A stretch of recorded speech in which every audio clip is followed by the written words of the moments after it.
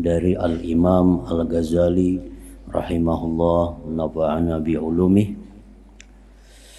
Intisari ilmu tasawuf. Wahai anakku yang tercinta, ketahuilah bahwasanya ilmu tasawuf itu mempunyai dua unsur.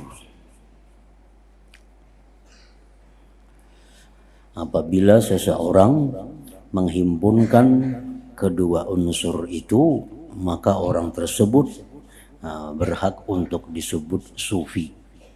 Sufi artinya orang yang bertasawuf. Pertama, istiqamah. Istiqamah artinya dalam kurung tetap pendirian. Kedua, baik kelakuan dengan makhluk.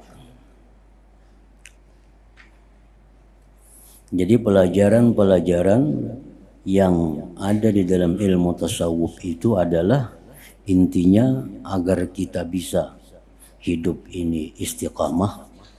Yang kedua, agar kita mempunyai akhlak yang baik dengan makhluk Allah Subhanahu wa ta'ala. Maka siapa yang tetap pendiriannya dan baik akhlaknya dengan manusia, serta ia bergaul dengan lemah lembut, maka orang itu ialah seorang sufi. Seorang yang berilmu tasawuf artinya. Istiqamah bermakna bahwa ia mengorbankan segala kehendak nafsunya untuk mendapatkan keindahan pribadinya. Lebih mudah dipaham, istiqamah itu artinya adalah seseorang selalu berada di jalan lurus, di jalan takwa. Itu disebut orang yang istiqamah. Orang yang selalu berada di jalan yang lurus. Baik dia waktu kaya, waktu dia kaya, dia lurus. Jadi orang kaya yang lurus. Waktu dia miskin, dia pun miskin dalam keadaan lurus. Kemiskinan itu kadang membuat dia menyimpang dari jalan Allah. Nah, kekayaannya kadang membuat dia menyimpang dari jalan Allah. Waktu dia sehat, kadang menyimpang dari jalan Allah. Waktu dia sakit, dia pun tetap berada di jalan yang lurus. Nah, orang-orang yang berubah-ubah kelurusannya itu belum bisa mempunyai sifat istiqamah. Misalnya kalaunya orang ini kaya, nah ini lurus, bagus. Nah, begitu dia jatuh miskin, sudah berubah, sudah menyimpang ke sana kemari. Nah, sebaliknya ada orang yang waktu miskin bagus, lurus. Nah, sudah dia kaya, dia lupa karena kekayaannya itu. Nah, ini kada istiqamah. Waktu dia sehat, dia bagus, dia lurus. Nah, begitu dia sudah sakit, nah, waktu dia sakit, dia menyimpang.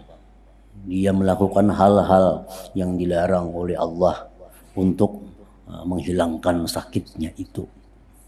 Nah, dia berbuat hal-hal yang menyimpang dari jalan Allah untuk menghilangkan kemiskinannya. Nah, ini kada punya sifat istiqamah itu.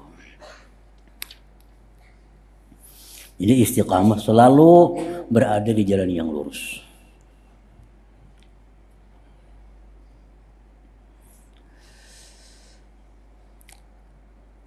Istiqamah oleh para ulama disebutkan lebih baik daripada mempunyai 1000 karamah. Orang ini di sisi Allah lurus. Dalam keadaan apapun dia lurus. Itu lebih baik daripada orang yang kada lurus walaupun dia punya karamah. Walaupun dia bisa melipat waktu, bisa melipat tempat, walaupun dia bisa terbang, walaupun dia bisa jalan di air, tapi orang ini kada istiqamah. Nah, lebih baik istiqamah daripada karamat-karamat seperti itu. Nah, karena istiqamah ini hanya Allah berikan kepada para nabi, para rasul, para auliyaul kibar, para aulia yang besar. Istiqamah itu sangat jarang, sangat sedikit manusia yang diberi Allah istiqamah. Kadang-kadang kita waktu senang kita bisa lurus. Nah, begitu kita marah sudah hilang keseimbangan kita. Nah, kita waktu marah tuh kadang-kadang mengeluarkan kata-kata yang sudah kada cucuk lagi, kata-kata yang kada sesuai lagi dengan syariat, itu sudah kada istiqamah. Orang yang istiqamah, orang yang selalu lurus baik dalam keadaan ridha, senang atau keadaan marah. Seperti yang dilakukan oleh nabi kita, para nabi-nabi sebelumnya, dalam keadaan suka, dalam keadaan duka, dalam keadaan senang, keadaan marah, tetap mereka berada di jalan yang lurus, istiqamah. Rasulullah SAW bersabda, istaqimu, jar Nabi, istiqamahlah kalian, istiqamah. Lalu ujar Nabi, walan tuhsu, dan kalian tidak bisa istiqamah itu. Kita kada bisa istiqamah itu selalu jalan yang lurus. Pasti ada kadang-kadang kita menyimpang. Walan tuhsu, lan itu nafi, lebih daripada sekedar tidak. Artinya sampai akhir masa kada akan bisa seseorang itu istiqamah. Istaqimu, istiqamahlah kalian, ujar Nabi, walan tuhsu, dan kalian tidak bisa istiqamah itu. Nah, lalu penjelasan hadis Nabi itu, illan tastati'ul istiqamah, ailan tastati'u al istiqamah illa bitaubah. Kalian tidak akan bisa istiqamah melainkan dengan tobat. Jadi tobat itu kadang menggugurkan istiqamah yang ada pada diri seseorang. Kalau lurus saja, itu Nabi aja nanggawa. Nabi kan maksum, terpelihara dari dosa. Lain pada Nabi, siapapun lain pada Nabi kada maksum, pasti ada melakukan kesalahan. Makanya jar Nabi kada bisa istiqamah itu kecuali dengan tobat. Nah, jadi tobat itu kada menggugurkan istiqamah kita. Kita lurus lalu menyimpang, lakas bulik, lakas kembali. Nah, itu kada menggugurkan istiqamah seseorang. Tetap orang itu bisa disebut orang yang istiqamah. Namun kada berbuat dosa sama sekali itu kada mungkin kalau kada Nabi. Nah, jadi orang-orang macam kita ini bisa istiqamah tapi dengan tobat. Bagus, nyimpang dikit, tobat kepada Allah. Lurus pulang, kadang nyimpang pulang sedikit, tobat lagi. Nah, itu kadang menggugurkan istiqamah yang ada pada diri kita itu. Allah berfirman dalam Al-Quran, fastaqimu ilaih wastaghfiruh. Nah, ya Tuhan, istiqamahlah kamu dan mintalah ampun kepada Allah. Jadi minta ampun, lurus kita. Ada dosa, minta ampun kepada Allah. Ada dosa, minta ampun kepada Allah. Nah, kalau kita kadang minta ampun, nah gugur istiqamah itu. Kada istiqamah lagi. Jadi selama kita jalan yang lurus, ada menyimpang, lakas minta ampun, nah kita masih dapat istiqamah itu.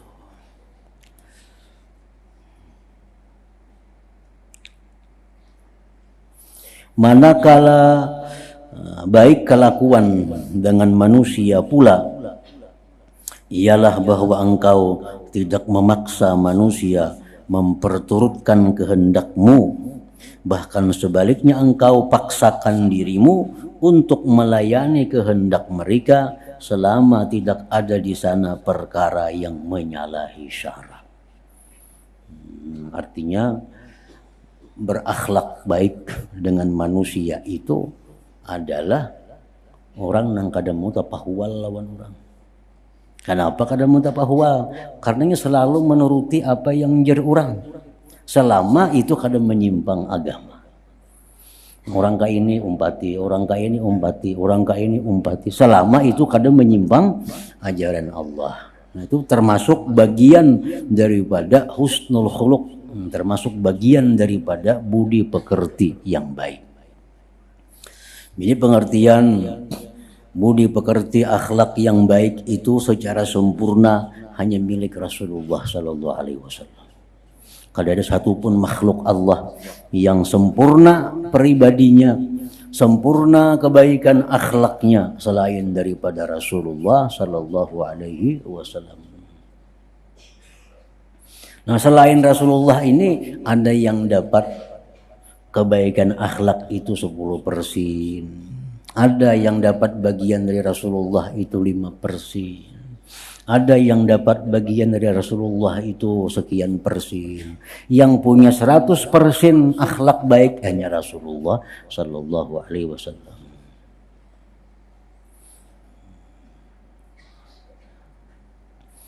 Jadi di bawah kandungan baik akhlak, termasuk dalam baik akhlak, salah satunya ya tadi yang dijelaskan Imam Ghazali adalah engkau selalu menuruti kehendak orang lain. Selama kehendak itu baik menurut agama. Jangan memaksakan orang menuruti kehendak seorang. Kecuali kehendak kita ini yang dibenarkan oleh agama. Nah, yuk kita paksa. Kita paksakan orang menuruti kehendak kita. Karena hanya kehendak kita ini yang sesuai menurut agama. Nah, itu boleh. Tapi kalau selama kehendak-kehendak ini dalam perkara yang dibolehkan, nah kita disuruh menuruti kehendak orang lain. Itu bagian daripada baik akhlak. Bagian dari baik akhlak. Nah, termasuk lagi bagian dari baik akhlak itu adalah memaafkan. Memaafkan dan berbuat baik terhadap orang yang berbuat jahat. Ini orang berbuat jahat, dimaafkan. Dimaafkan pulang ditambah kebaikan. Nah, ini termasuk bagian daripada husnul khuluq. Orang ini sudah berbuat jahat lawan seorang, dimaafkan, dimaafkan, didoakan pulang. Nah, contohnya. Mana berbuat jahat lawan seorang, dimaafkan, diberi pulang nasi. Umpamanya. Itu bagian daripada baik akhlak yang tinggi. Ini yang dilakukan oleh Nabi Sallallahu Alaihi Wasallam. Orang-orang yang berbuat jahat kepada beliau, nah beliau maafkan. Bahkan beliau berbuat baik kepadanya. Itulah akhlak Nabi kita. Nah, kalau kadakawa menurut itu secara sempurna, turuti yang kedua, memaafkan dan tidak membalas orang yang berbuat jahat. Nah, ini termasuk baik akhlak juga. Orang berbuat jahat kepadanya, dimaafkannya dan kada dibalasnya kejahatan orang lain itu, walaupun inya kada berbuat baik kepadanya. Berbuat baik kada, cuma membalas kada juga. Nah, itu hanya salah yang dimaafkan, membaiki kada. Itu pun masuk dalam golongan baik akhlak juga. Nah, yang paling rendah daripada baik akhlak itu adalah kita bisa menjaga diri kita. Baik mata, telinga, tangan, mulut, kita jaga jangan sampai mengganggu, menyakiti orang. Itu pun bagian dari baik akhlak juga. Mun berbuat baik kada terdengar. Cuma kada suah menyakiti orang. Nah, inya tuh kada usah menyakiti orang, kada usah mengganggu orang, kada biasa menyindir orang, kada biasa menyinggung orang, membuat baik kepada orang ya kada juga. Ini masuk baik akhlak juga. Nah, sekurang-kurangnya baik akhlak itu adalah orang lain selamat dengan kita. Pokoknya orang-orang yang ada di sekitar kita selamat dari kejahatan tangan kita, selamat dari kejahatan mulut kita. Ini sudah masuk dalam baik akhlak. Jadi baik akhlak itu sesuatu yang sangat luas. Di dalamnya itu ada ribuan kandungan tentang baik akhlak. Karena sesuai dengan keadaannya. Orang berumah tangga, laki bini kayak apa akhlak yang baik. Orang berjual beli kayak apa akhlak yang bagus. Orang yang bersedekah memberi kayak apa akhlaknya yang bagus. Orang yang bertetangga kayak apa akhlaknya yang bagus. Nah, baik akhlak itu yang menentukan adalah agama, bukan adat. Orang yang kadang-kadang dianggap baik akhlak menurut adat belum tentu baik menurut agama. Nah, sidin tuh baik benar orangnya jar kada tahu diurang. Itu belum tentu baik. Artinya orang kayak apa kasidin kada mau urusi. Itu belum tentu bagus. Menurut adat itu bagus. Orang hendak berbuat maksiat kah berenai juga. Orang hendak kelakuan cemini kah kada mau urus. Nah, itu menurut adat dianggap baik. Tapi menurut agama itu justru tercela. Nah, jadi menurut agama tercela. Jadi yang menentukan baik akhlak, buruk akhlak itu agama. Ukurannya bukan ukuran adat, bukan ukuran kehendak seorang.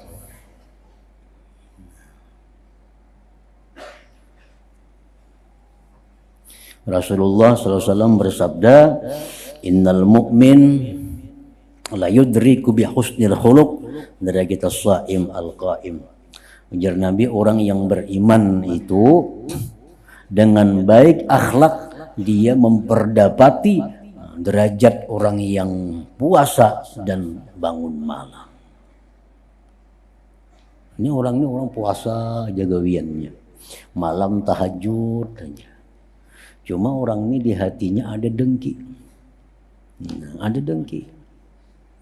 Ada yang satunya lainnya kada puasa, kada tahu di puasa sunat, kada tahu. Paling puasa nang wajibnya. Sembahyang tahajud kada malam. Tapi hatinya baik. Hatinya kada ada tujuan jahat kepada orang. Nah, ini orang lebih mulia di sisi Allah daripada orang yang puasa dan tahajud itu. Jadi seseorang yang mukmin itu bisa melebihi derajat orang yang penyembah yang pemuasa dengan sebab kebaikan akhlaknya. Kan dikisahkan ada dalam kisah yang masyhur seseorang yang selalu beribadah kepada Allah. Nah, beribadah juga wiannya orang ini. Lalu mengurung kucing. Kan kucing dikurungnya, diberi makaninya kada, diminuminya kada, kucing mati.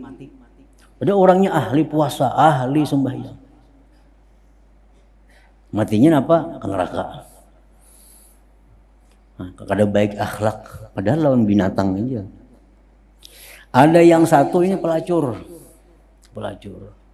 Nah, pelacur ini satu hari berjalan melihat ada anjing kehausan. Nah, anjing kehausan. Dipaculnya sepatunya. Dicarinya banyu lawan sepatunya itu, diminum makannya ke anjing kehausan tadi. Ini akhlak baik walaupun dengan anjing.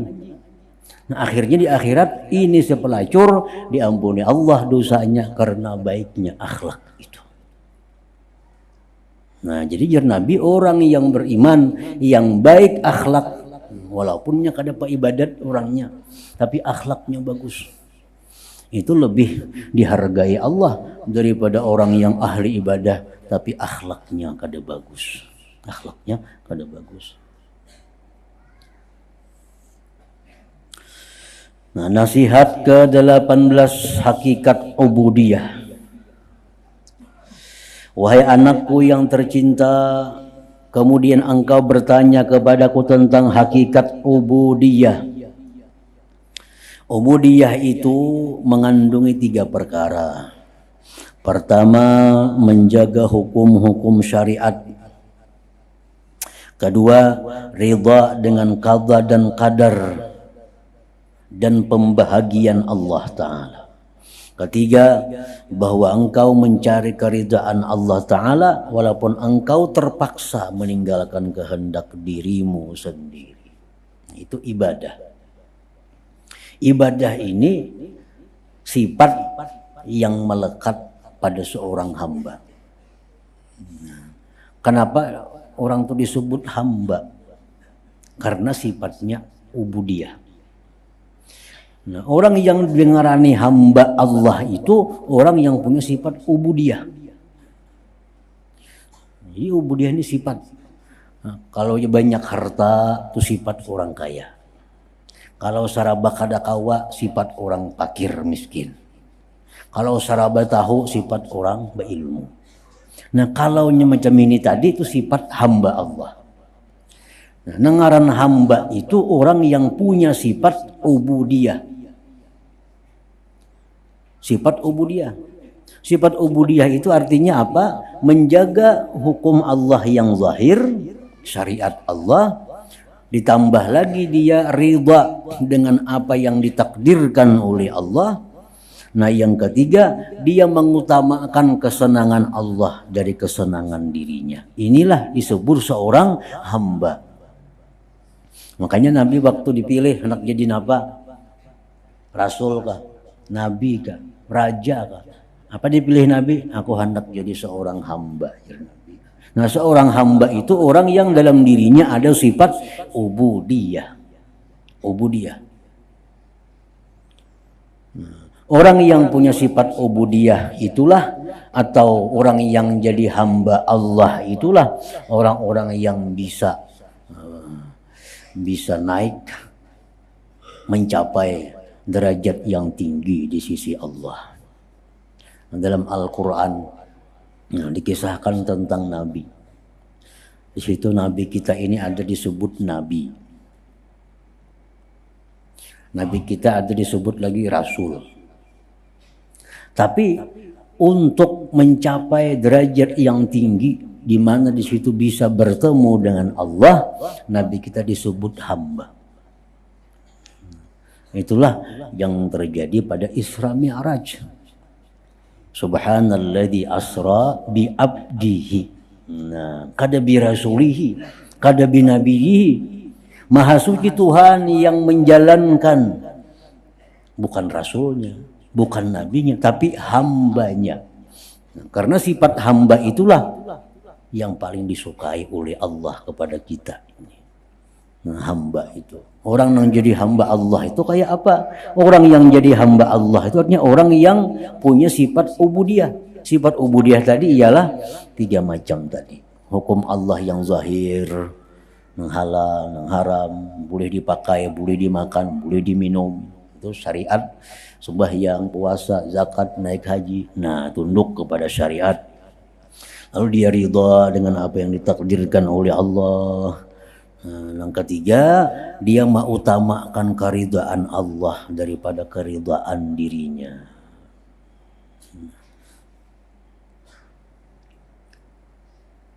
Seorang ketujuan ini, seorang ketujuh ini, jamaah Allah kada ketujuh, kada jadi. Nah, kita gemar, kita senang lawan ini nah. Cuma Tuhan kadang memberiakan. Aku lebih baik mengutamakan Tuhan daripada kesenangan diriku. Walaupun diriku ketujuh, tapi Tuhan kada ketujuh, kada jadi. Nah, itu bagian dari ubudiyah. Nah, bagian daripada kehambaan ini. Orang yang mencari kesenangan dirinya walaupun Tuhan marah, nah itu jauh dari sifat ubudiyah. Yang penting seorang nyaman, Tuhan ketujuh, kada ketujuh nomor 2. Nah, itu kada jadi ubudiyah, kada jadi hamba Allah ngarannya. Nah, nasihat ke-19, makna tawakal. Wahai anakku yang tercinta, engkau juga telah bertanya tentang tawakal. Maka makna tawakal itu bahwa engkau memantapkan i'tiqadmu dengan janji-janji Allah. memantapkan i'tikadmu dengan janji-janji Allah. Allah ini banyak berjanji, baik melalui Nabi, baik langsung dalam Al-Quran, banyak janji-janji Tuhan. Orang yang bertawakal itu orang yang percaya 100% tentang janji Allah itu.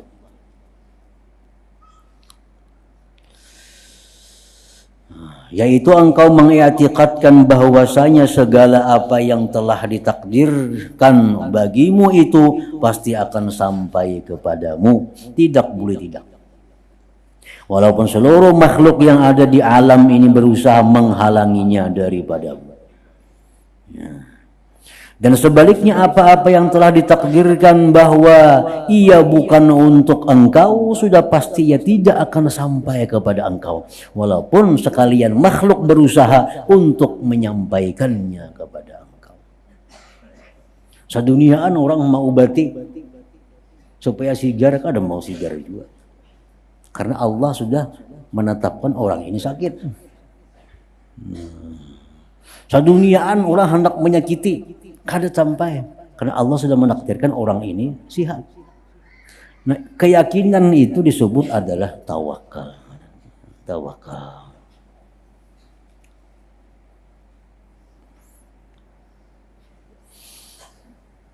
Walaupun sekalian makhluk berusaha untuk menyampaikannya kepada engkau.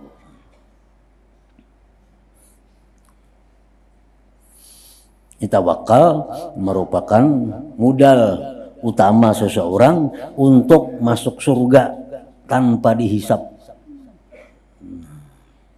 Jadi masuk surga itu manusia ada yang dihisap dahulu, ada yang kada dihisap. Nang kada dihisap ini jar Nabi siapa? Orang yang bertawakal lawan Tuhan. Nah, orang yang bertawakal lawan Tuhan, orang yang punya i'tikad di dalam hatinya bahwa setiap yang ditakdirkan Allah kepadaku pasti sampai, bagaimanapun orang menghalanginya. Setiap nang kada ditakdirkan oleh Tuhan kepadaku pasti kada sampai, pasti kada sampai, walaupun orang berusaha menyampaikannya. Artinya mun itu rezeki kita pasti sampai. Namun itu ditakdirkan Tuhan, rezeki kita pasti sampai. Satu saat akan sampai. Namun itu sudah ditakdirkan Allah, bukan rezeki kita. Kayak apa aja mau laki, kada akan sampai. Kayak apa aja membujuki, kada mau sampai. Kayak apa aja menggoda, kada mau sampai. Merayu supaya orang menukari, kada mau jadi. Itu bukan rezeki kita. Nah, jadi keyakinan itu adalah tawakal. Meyakini itu bahwa setiap yang ditakdirkan Allah pasti terjadi. Yang paling sulit apabila kita menghendaki sesuatu nang kada ditakdirkan Tuhan, ampun kita. Itu paling sulit. Hidup nih. Kalau kita hidup nih menghendaki sesuatu nang pada takdir bukan ampun kita. Hendak sudah, berdoa sudah, berusaha liwat orang sudah, kada mau jadi. Kenapa? Takdirnya kada ampun kita. Nah, jadi manusia yang paling susah itu manusia yang menghendaki sesuatu yang kada ditakdirkan Tuhan, ampuninya. Kayak apa aja mau usaha kada akan sampai kepada kita. Makanya Sayyidina Ali dalam doa beliau, Allahumma srif anni ma sarabtahu anni. Allahumma srif qalbi amma sarabtahu anni. Ya Allah, palingkan hatiku, menghendaki nang bukan milikku. Jangan sampai hati ini hendak nang bukan ampun seorang, karena kada mau sampai, kada mau terjadi. Nah, kita ini hendak supaya nang kita kehendaki jadi, nang kita kehendaki ini berhasil. Jangan sampai menghendaki sesuatu yang bukan takdirnya. Nah, karena bila itu bukan takdirnya, kayak apa aja usaha kita, kada akan terjadi. Nah, jadi tawakal kepada Allah artinya meyakini bila itu ditakdirkan Allah ampun kita, pasti jadi ampun kita. Bila kada, pasti kada akan menjadi ampun kita.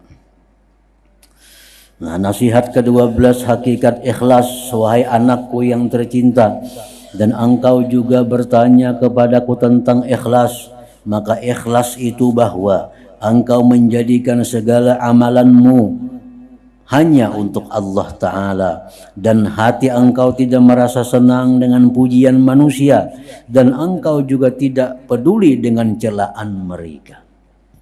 Itu orang ikhlas. Orang ikhlas orang yang beribadah bukan mencari pujian. Orang ikhlas orang mencari ibadah, orang beribadah bukan menghindari celaan. Orang ikhlas itu orang yang beribadah semata-mata karena Allah. Nah, Imam Ahmad ibnu Ajibah Al-Hasani, nah, beliau mengatakan tentang ikhlas. Ada beberapa macam ikhlas. Pertama, jadiin ikhlasul awam. Ikhlasnya orang awam. Artinya bagi orang awam yang ini sudah masuk ikhlas. Sudah dianggap Tuhan ikhlas itu. Kalau dilakukan oleh orang awam. Huwa ikhrajul khalqi min muamalatil haqq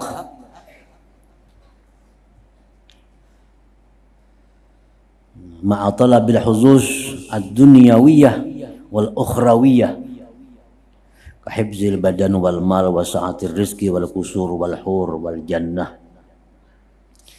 Termasuk ikhlas di kalangan orang awam. Dia beribadah kepada Allah itu untuk tujuannya adalah untuk keselamatan dunia akhirat. Untuk kesenangan dunia akhirat. Nah, ini sembahyang. Kenapa sembahyang? Supaya aku selamat, murah rezeki, terhindar daripada bala, selamat di kubur, masuk surga, mendapat bidadari. Nah, ini ikhlas bagi orang awam. Kenapa membaca Yasin? Supaya kita selamat dari bala, supaya mati husnul khatimah. Motivasinya itu, tujuannya itu sudah masuk ikhlas di golongan orang awam. Nah, kita membaca Yasin dengan niat mudah-mudahan Allah selamatkan kita dari bala bencana, dipanjangkan umur, sehat walafiat. Nah, itu ikhlas sudah di kalangan orang kebanyakan. Jadi Allah menilai itu ikhlas. Yang kedua, ikhlasul khawas talabul huzuzil ukhrawiyah dunad dunyawiyah. Nah, dia beribadah termotivasi untuk akhirat. Untuk akhirat aja. Ini kada ada urusan kepentingan dunia. Nya sembahyang, nya puasa supaya selamat dari neraka, masuk surga, itu aja. Kenapa kita barak supaya dikubur selamat?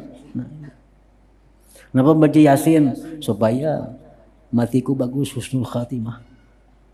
Itu tujuannya. Semua tujuan ibadahnya ini arahnya akhirat. Nah, kita tinggi ini pada yang pertama tadi. Yang pertama tadi macam-macam kehendak dalam surah Yasin nih. Hendak selamat itu, selamat ini, selamat dunia akhirat. Walaupun itu ikhlas juga. Tapi yang lebih dihargai lagi oleh Allah kalau ibadahnya itu hanya untuk ukhrawi, untuk akhirat. Nah, yang ketiga, ikhlasu khawasil khawas. Ikhlas orang yang lebih khusus lagi. Nah, itu yang diterangkan Imam Ghazali tadi. Ini untuk orang yang khawasul khawas. Ibadahnya itu kada ada untuk tujuan akhirat apalagi dunia. Semata-mata ibadahnya itu adalah karena melaksanakan hak Allah. Kenapa sembahyang? Disuruh Tuhan. Kenapa puasa? Disuruh Tuhan. Kenapa jam berzakat? Ini perintah Tuhan. Kada ada pikiran surga, kada ada pikiran neraka, kada ada pikiran murah rezeki, kada ada pikiran selamat, kada ada. Setiap kali ibadah, nah, motivasinya adalah menjalankan perintah Allah.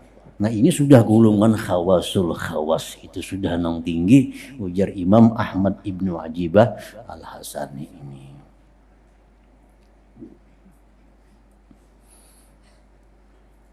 Jadi kita kadang-kadang turun naik, kadang-kadang kita beribadah empat ikhlas yang pertama di kalangan bergabung orang awam, kadang-kadang kita bisa beribadah itu semata-mata karena akhirat, berarti kita masuk dalam golongan orang khawas. Nah, kadang-kadang kita beribadah itu bisa masuk khawasul khawas. Terkadang kita bisa itu. Jadi tergantung keadaan kita.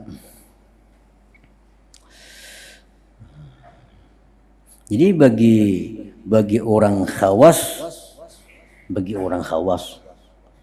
orang beribadah supaya murah rezeki, masuk surga itu ada ikhlas. Karena ada dunianya, ada campur dunia. Namun kami beribadah itu akhirat saja, itu ikhlas. Nah, ujar orang khawas.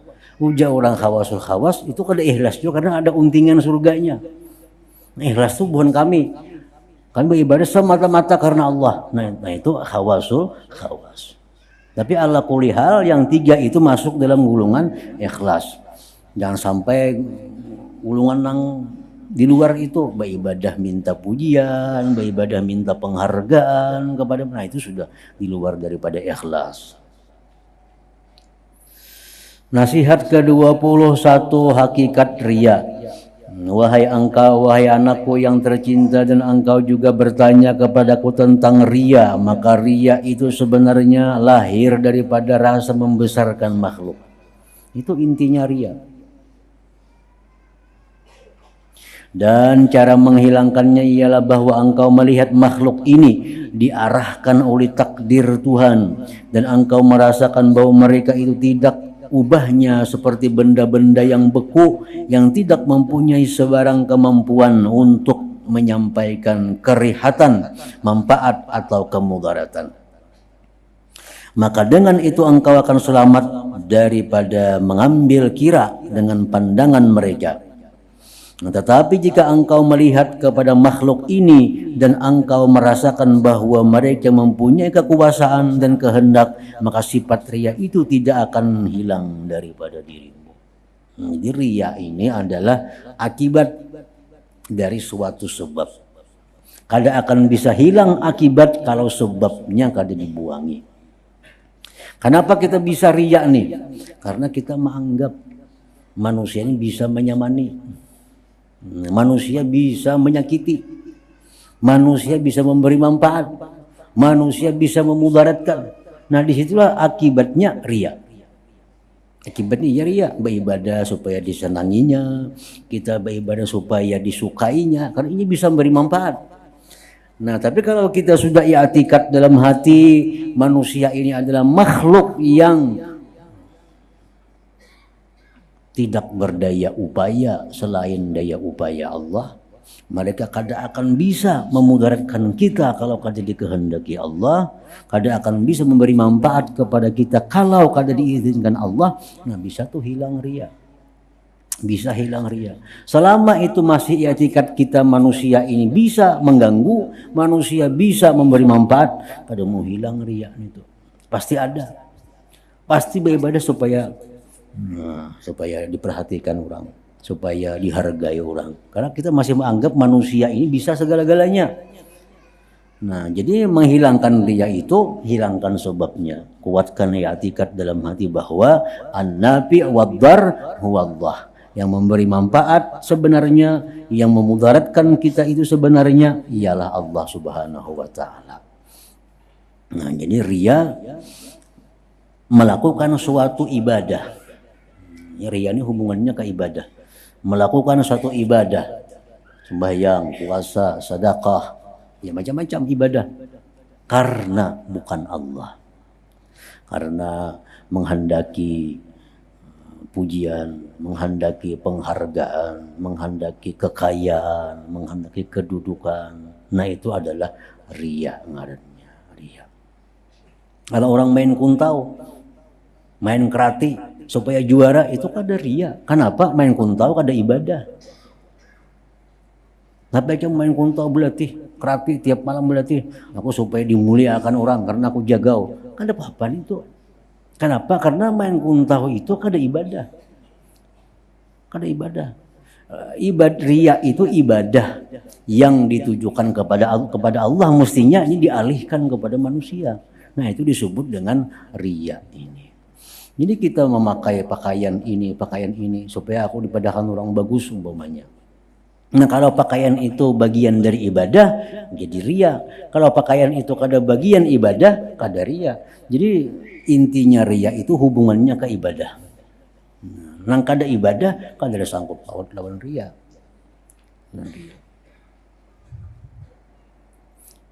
Ya, kayak orang menuntut ilmu kan ada dijelaskan oleh para ulama, menuntut ilmu ini ada dua, ada ilmu dunia, ada ilmu akhirat. Nah, orang nuntut ilmu akhirat agar dapat dunia itu ria. Aku belajar fikih, nyaman kena aku orang betakun hukum, orang betakun apa diberi orang aku duit.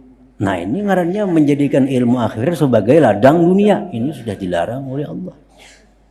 Karena ini ilmu akhirat. Kalau ilmu dunia dijadikan untuk dunia juga itu kadaria ngarannya. Nah, kada apa-apa, kadaria. Apa yang belajar ilmu betukang?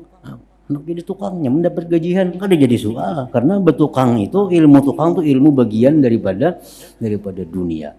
Nah, jadi ria itu dicela karena menyalahgunakan ibadah yang mestinya karena Allah ditujukan kepada makhluk Allah Subhanahu wa taala.